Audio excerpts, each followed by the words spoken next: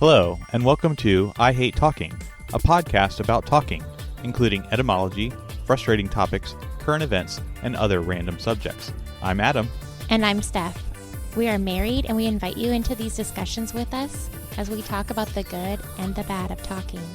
We hope you enjoy today's episode.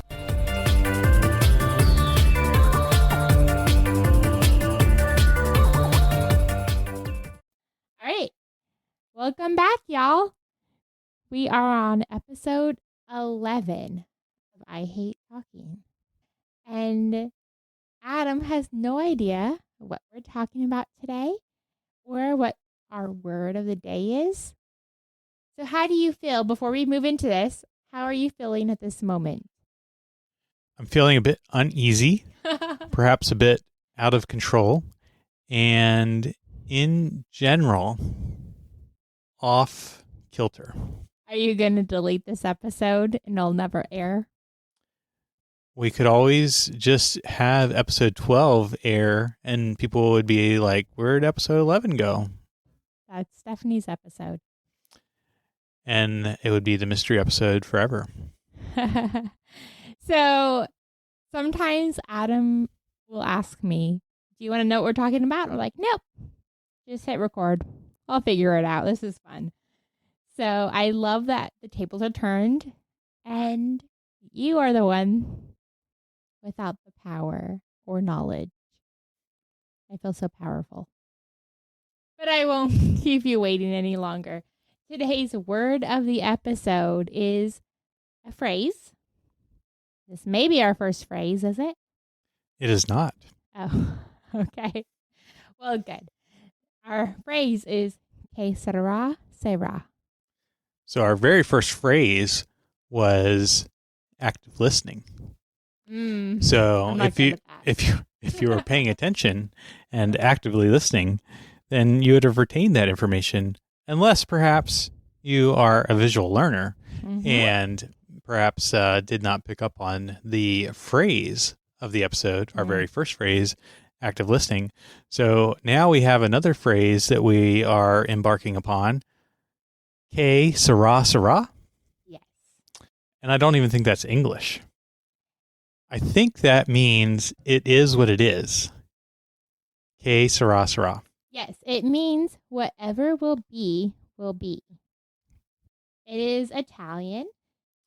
So as I noted, I did indicate that that is not an English phrase. Mm-hmm. And when we've done a little offline research into this, it appears that it is yet again some different languages that are borrowing from one another back and forth, because this originated in the Italian language, then became adopted by the Spanish language, perhaps I think even the Spanish language spoken in Spain and not Mexico, and then eventually became part of the English lexicon, que sera, sera. Right, yeah. So, like you said, when we looked it up quickly, I know it from the song from Doris Day, and sometimes I sing it to myself if I'm frustrated or overwhelmed with something, just knowing that it'll work out in the end, and it's okay. But if you just Google it, it will explain that, yes, it's French, it's Italian, it's not grammatically correct. So it gets a little overwhelming, but I want to discuss today, since I have the power in this hot seat, the thought of whatever will be, and how that applies to us talking to one another or in our internal thoughts of whatever will be, will be. And it is an interesting relationship to the phrase that came to my mind when I heard the original phrase of the episode, que sera, sera, where I was thinking of it is what it is. And that is more of a, I think, historical look or a past perspective on something that has occurred, rather than the actual meaning, which is it will be what it will be, which is more of a future context to it. Right. I like that you pointed that out because at first glance, it seems very the same or similar. But as you're thinking about it, it's definitely different. What is will is a past tense, and it's a very much, in my opinion, just throwing your hands up. Why even try? But whatever will be, is looking at the future and having, instead of your hands up, like I give up, your hands are open to accepting what is coming.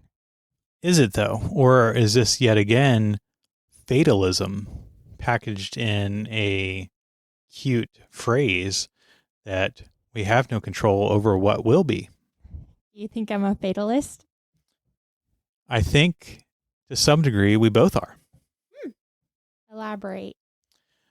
So I think that one of the things that we touched on in just the very last episode was our similar ideas that we arrived at separately, yet at the same time. And we may even consider those things providential. And that we have seen a number of things in our past and in our lives that we would categorize in that same vein as being providential, that were completely outside of ourselves in terms of the decisions that we either made or avoided making, and that in some form or fashion that is akin to fatalism, though I think there is a key difference there that with the providential nature of our lives, we would attribute that to a higher power, whereas the fatalist, for all intents and purposes, just attributes that to pure fate that does not have any particular cognition about it. Okay. I am thinking in real time what you just said. So, again, like you said, with our podcast, how I was like, hey, I had this idea 2 hours ago. And you were like, yes, I already have this idea and this is what it is. And we're moving forward. And I'm like, well, that's in my head, I'd call that providence. Yes, that's providential. We have to do this. Or even in the future, talking about our origin story, our Genesis story of our relationship is, in my head, very providential. So are you saying that if I didn't classify myself as religious, that it would just be fatalism? That is, I think, the difference, that there are many flavors of the same thought process, and that there is certainly, I think, in my view, of also being an absolutist, that there is one that is absolutely true and one that is absolutely false, and there only can be one view that is right, but that in terms of how you either view your past experience and your future destination will either be providential, fatalist, or those that would adhere to the theory of chaos. Oh, I think you hate that theory, probably. I do. The amount of chaos in our house as it is can be overwhelming for you. So the whole theory on it, I'm sure, is nightmare. But if a butterfly does flap its wings in another country, do we have a storm here? Elaborate. So the chaos theory would say yes. But is it also not incorrect to say that the butterfly flapping its wings in order to create that scenario is perhaps the fate of those that experience the storm? Or even more so, that Providence has foreordained those people to endure the storm at the cost of the butterfly flapping its wings. Do I need to look up what chaos theory means? Are you saying that people believe that, like, if a butterfly flaps its wings, that you get a tornado here in America? That is what chaos theory states. That is one of its key tenets that it would describe itself with. And I think we have to look no further than the classic movie Jurassic Park to see the results of the chaos theory in practice. I saw a meme today and it said, my toxic trait is that if Jurassic Park was real, I would still go to it. And it made me laugh. Still makes me laugh thinking about it. What photo was associated with this meme? I think it was just like trees burning. Interesting. So I'm struggling to understand. Can you elaborate more? When you said that we were both maybe slightly fatalist, it definitely brings a bristle reaction to me. Like in my head, that's a negative connotation.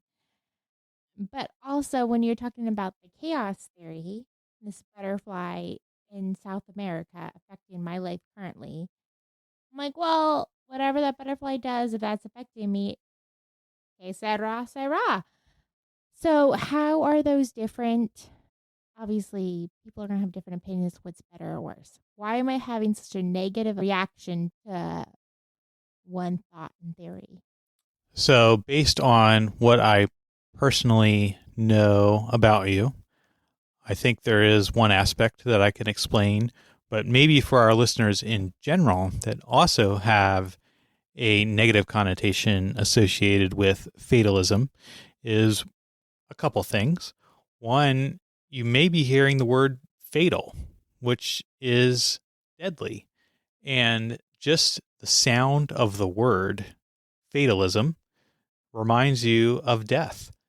So that may be one aspect that has no relationship to the actual theory of fatalism, but it is calling into remembrance something that you associate with the word fatal, and Mm-hmm. that being deadly. So my brain is instantly just flags. Like, that's not good. That's not good. The other thing that I think fatalism indicates is that you do not have control, that your fate is set, that you have no impact over it by the decisions that you make, and therefore you have no control over what will happen, that you will arrive at your particular destination regardless of any decision that you make. And again, that lack of control is particularly offensive to somebody that thinks of the concept of fatalism. Now, more Mm. personally, I think that fatalism in your mind, and you can correct me if I'm wrong, again harkens back to that lack of control and the lack of a particular purpose of your Mm-hmm. destination.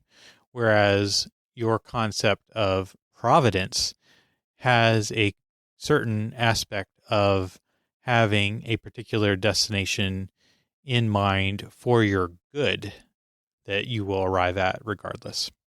Yeah. As I'm thinking about that, I think we're spot on, at least for myself.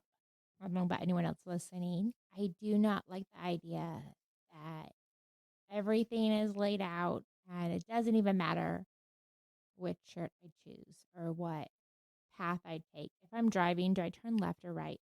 It doesn't matter. In my head, that's fatalism. Maybe a misunderstanding. That's what I'm thinking. But like you said, when I'm thinking about like a grander purpose, I'm using the word providence. I think it's a purpose of it. I purposely chose to drive right, even if I didn't know that was the reason. Because maybe there's somebody on the side of the road. Today, we rolled down our windows. We did a grocery pickup, and there was somebody with a sign needing help. And so we just gave him a little bit of the food in our grocery bag because we are able to do that. Yes, I intentionally bought everything we had, but our lives are not severely impacted by that loaf of bread and some canned goods we gave him. And hopefully his is better impacted by that. So in my head, I'm thinking I drove past him with a car full of food so I can give it to him. That is providence, not just what it is, and I don't have a choice in that matter. Exactly. And again, to relate it back to the classic movie Jurassic Park, how can you determine which way the water droplet will roll? Yeah. So, human desire, I think, still plays a part in any of these scenarios, whether you subscribe to providence or fatalism or chaos theory. We know that Malcolm's intent in that scene was not to demonstrate the actual aspects of chaos theory, but in an attempt to fulfill his own human desire to engage with the fair doctor. Mm, I love that. Y'all, Adam did not know 10 minutes ago what we were talking about. So that's amazing that you can just pull this from your brain. In fairness, I didn't know what we were talking about 15 minutes ago. And that also is a bit of an aspect of fatalism, and the theory of fatalism is that it is related to the human condition, and that the humanity in their own desire is destined to their certain fate. And circling back to the first phrase, because in my head, I hear this often when just the chaos of life comes. Just hearing the que sera, sera. And to me, that's comforting. Like, it's crazy right now. I want to pull my hair out or just give up. Just accept it. And what's going to happen is going to happen, and I'm going to do the next right thing. So I think that's the middle ground between fatalism and chaos theory, saying it's going to happen, but I can still do the next right thing. I can still continue to be kind, or I can still continue to plow forward in this, even if I know the outcome at the end is not up to me. And I think that would be more aptly described by the theory that you do have your own control over your destiny, that the choices you make do have an impact on your particular experience or the outcomes that you achieve. So, how would that line up with what will be, will be? Because you could easily say, hey, what will be, will be. If my family wants dinner, they'll get dinner. I'm just going to sit on this bed and scroll YouTube. But in reality, if you said that, we would not get a paycheck. We would not have money to do the grocery pickup order I did earlier that fed our family and also fed another family on the side of the road. And when you get to the pure concepts of chaos theory, it will actually state that those choices that we make are critical to the output that we experience, because if we choose to let the butterfly escape or we crush it, that because of that choice, we can actually impact whether there is a massive, deadly storm or if there is not. That's a lot to weight to carry on yourself.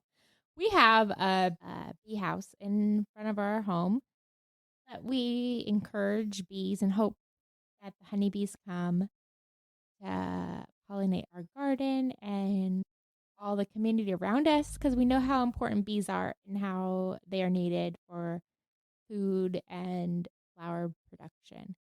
But if we did not have that house, I would not feel an intense sense of guilt or that we were destroying our garden or our community's gardens of produce. So, by what you were saying, I feel like there would be so much pressure on any step I take. What if I crush that butterfly? What if I crush that bee or that ant?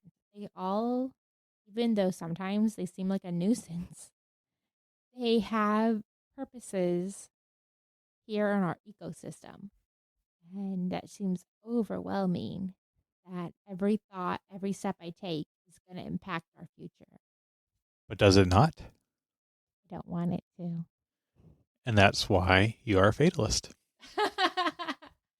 Are you still a fatalist, or are you now more on the chaos theory then as we're discussing this?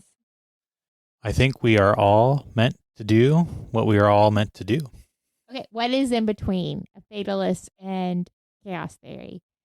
Because I want to be the middle. So there may be something in between where that you have the theory of rationalism or the theory of game theory, where certain people's actions are to some degree predictable because they will act in either the most sensible and rational output or in some form or fashion the best way that has the best outcome for them or those that they care about. So that would be the game theory aspect of decision making as well as the rationalist type of decision making. Well, game theory sounds super fancy. Rationalist sounds super smart and reasonable. So I like both of those. Are these things that based on education you learn or life experiences? Or are you pretty much set on one theory or another based on how you were raised? Well, I suppose that depends on what theory you describe to, because if you are a fatalist, then you will subscribe to the theory that you are predestined to. That's funny. So, a lot of interesting things that we've discussed. I don't know if we've come to any particular conclusions, but that's okay because we are simply discussing these things with the intent to come to further insights and understanding. So, what did you feel like this episode, not knowing what we were discussing? And in all reality, we moved around slightly. But walking into this now, after 20 minutes or so of discussion, how do you feel not knowing what we were going to talk about? Well, I suppose in one sense, you could say that whatever we were going to talk about is what we talked about. So, from your friends at I Hate Talking, remember, it is only through talking that we begin the journey to understanding.